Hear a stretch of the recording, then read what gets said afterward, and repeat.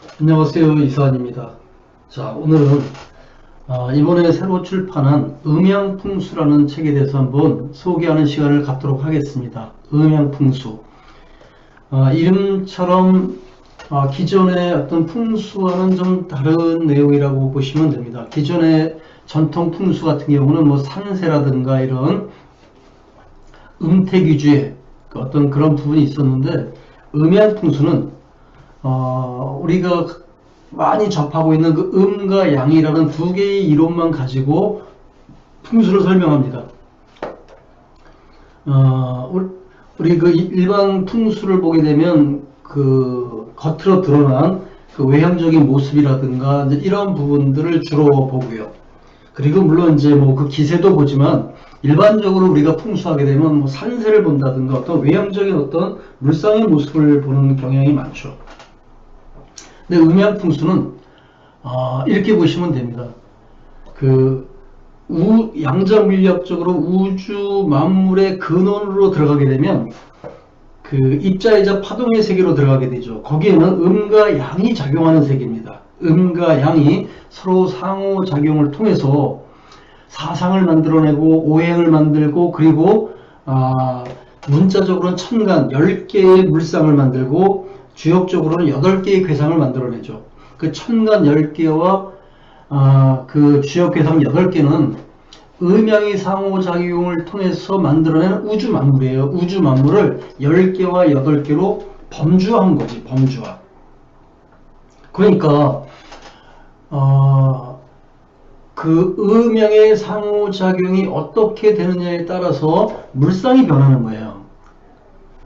그러니까 이 풍수는 공간이잖아, 그지? 공간. 이 공간도 결국 뭡니까? 음양의 상호작용에 의해서 그 만들어낸 외형적인 모습이에요.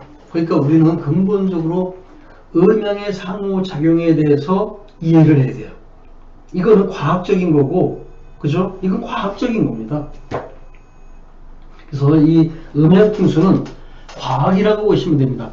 과학적으로 이 우주, 이 공간, 풍수적으로 봐서 이 공간을 설명하고 있어요. 그 공간이 외형적인 모습이지만 그 이면에는 그 음과 양이라는 상호작용의 기가 흐르고 있다라는 거죠. 기의 향방에 따라서 공간의 기운이 달라지는 거예요. 그래서 음양의 이치만 제대로 알면, 이 음양풍수는 쉽게 이해할 수 있다. 그리고 그냥 단순히 어떤 그 이론을 암기해서 말을 하는 것이 아니고, 우리가 알고 있는 말을 할 때도 우리가 알고 있는 과학적인 어떤 그 논리에 의해서 말을 하는 거기 때문에 당당하게 말할 수가 있습니다. 그래서 이 책에서는 어떤 그 묘지를 찾는 어떤 그 산세를 보는 그런 풍수 얘기는 사실상 별로 없고요. 뭐 한 파트 나옵니다만, 우리 생활풍수라고 보시면 됩니다. 생활풍수. 이 가게는 손님이 많을까 적을까, 이 위치가 좋을까 맞을까, 이 기의 흐름에 따라서 여기에는 어떤 기운이 들어오는데 그 기운을 몰아낼까 받아들일까 뭐 이런 거를 보는 겁니다. 자, 이 지구도 자기장이 흐르고 있죠. 그죠? 그 지구도 음과 양이라는 자기장 속에서 움직이고 있어요. 그리고 이 지구는 밤과 낮이라는 그 음양으로 지금 돌아가고 있고요. 그리고 이 지구도 이 태양을 돌죠.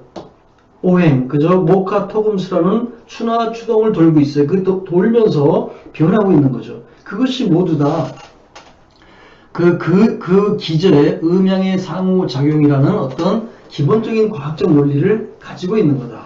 이렇게 보시면 됩니다. 그래서 옛날에 우수얘기라고 볼 수 있나요? 그 어떤 수염이 성성한 그 신상 같은 분이 지나가다가 이 터는 뭐 과부터라든가 이 터는 뭐 굉장히 길지라든가 이렇게 툭 던지는 어떤 그런 얘기들이 어떤 야사를 통해서 전해 내려오죠. 그런 것이 바로 이 음양풍수라고 보시면 됩니다. 이것은 즉각 볼 수 있습니다. 그러니까 부동산을 하시는 분들 상가 자리를 볼 때 음양 풍수에 대한 기본적인 지식만 있으면 그 상가에 대해서 여러 가지 얘기를 해줄 수가 있습니다. 그렇게 보시면 됩니다. 그래서 오늘 그 2장에 음양풍수 서론이라는 부분이 있습니다. 음양풍수 서론. 이 부분을 한번 읽어보겠습니다. 자, 음양풍수의 서론, 바람과 물, 그리고 우주적 조화의 학문. 1. 바람이 머물고 물이 모이는 자리. 인간은 언제나 어디에 살 것인가라는 문제 앞에서 운명을 결정해왔다. 이 단순한 질문의 이면에는 눈에 보이지 않는 거대한 에너지의 흐름, 곧 기의 문제가 숨어있다. 선천의 형세는 단순한 지형이 아니다. 그것은 우주의 호흡이 땅 위에 새겨진 흔적이며 바람은 그 호흡의 흐름이고 물은 그 호흡이 머무는 숨결이다. 풍수는 바로 이 호흡의 리듬을 읽는 학문이다. 풍수라는 이름 자체가 이미 그 본질을 드러낸다.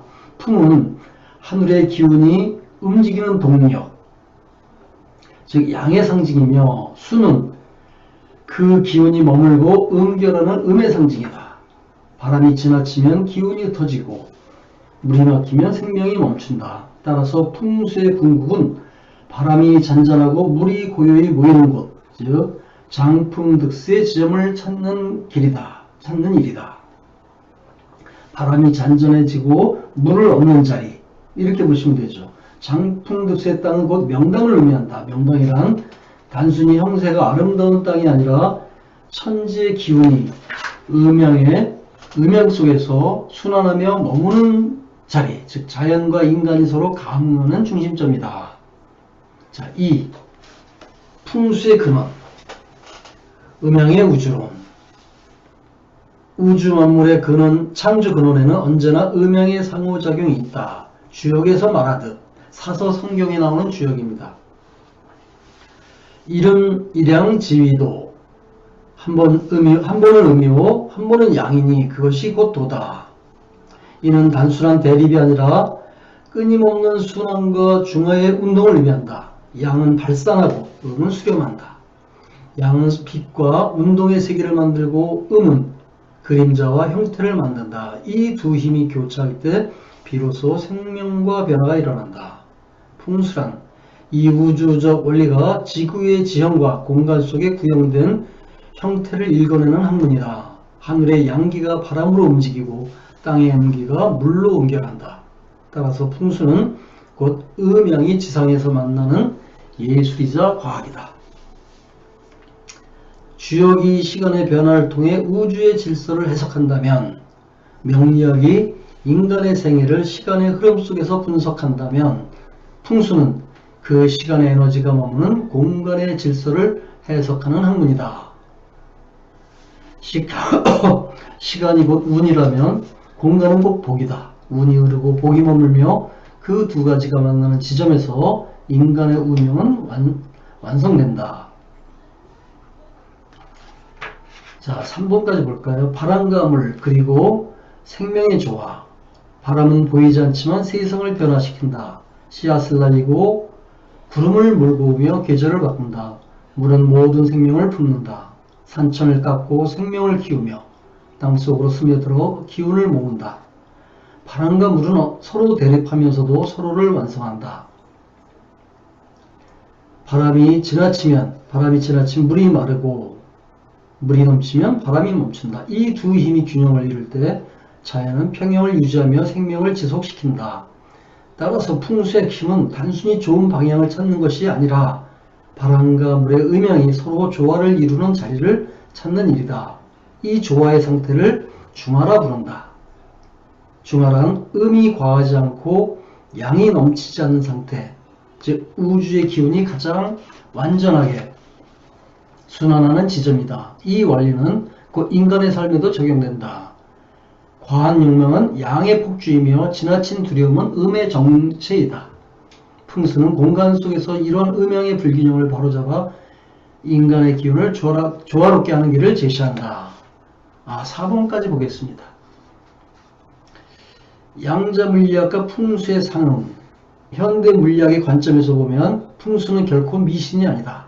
양자 물리학은 이미 만물의 근원이 에너지의 진동과 파동의 상호작용임을 증명했다. 입자와 파동, 플러스와 마이너스, 전자와 양성자, 이 모든 것은 역학적으로 기라고 통칭하는 음양의 현대적 표현이다. 기는 음양이죠. 음양을 기라고 표현하는 거고, 서양에서는 에너지라고 표현할 수 있습니다. 지구 또한 하나의 거대한 에너지장이다. 자기장은 끊임없이 북극과 남극 사이를 순환하며 이 자장 속에서 인간의 몸과 마음 역시 영향을 받는다. 풍수의 기란 바로 이 지자기적 에너지 흐름이며 바람과 물은 그 흐름을 눈에 보이게 하는 두 형태다. 그죠? 바람과 물, 풍수는 바로 기의 작용이 그 눈에 드러나서 보이게 된 거라고 생각하면 됩니다. 바람은 전기의 플러스극처럼 움직이는 에너지이고 물은 마이너스극처럼 응집하는 에너지다. 그 둘이 만나면서 생기는 전이차가 바로 생명현상이다. 이것이 풍수가 자연과학적 논리로도 설명 가능한 에너지학인 이유다. 따라서 풍수를 이해하는 것은 곧 자연의 에너지 구조를 이해하는 일, 그리고 인간이 그 속에서 가장 조화로운 진동수로 살아갈 수 있는 환경을 설계하는 일이다. 자, 5번은 음양풍수 핵심 원리 상흡과 상척, 6번은 명당의 철학 중화의 자리, 7번은 풍수는 살아있는 우주의 언어. 이런 식으로 마무리 짓고 있습니다. 자, 음양풍수를 소개하면서 이 장의 일부를 함께 읽어봤습니다. 음양풍수 가볍게 한번 읽어보시면 좋을 겁니다. 꼭 그 풍수에 대한 전문가가 아니어도 좋습니다. 오히려 기존 풍수에 대한 어떤 이론이 너무 박혀있는 분이 보게 되면 좀 이해하기 어려울 수도 있습니다. 자기의 어떤 그 구조가 되어 있기 때문에. 그런데 이거는 일종의 과학이자 그 과학이 현상으로 드러난 그 세상을 그 과학적으로 이해하는 거죠. 그래서 일반인들이 가볍게 읽을 수 있도록 풍수인문학이라는 관점에서 저술을 한 책이다. 이렇게 생각을 하시면 됩니다. 음양풍수입니다. 고맙습니다.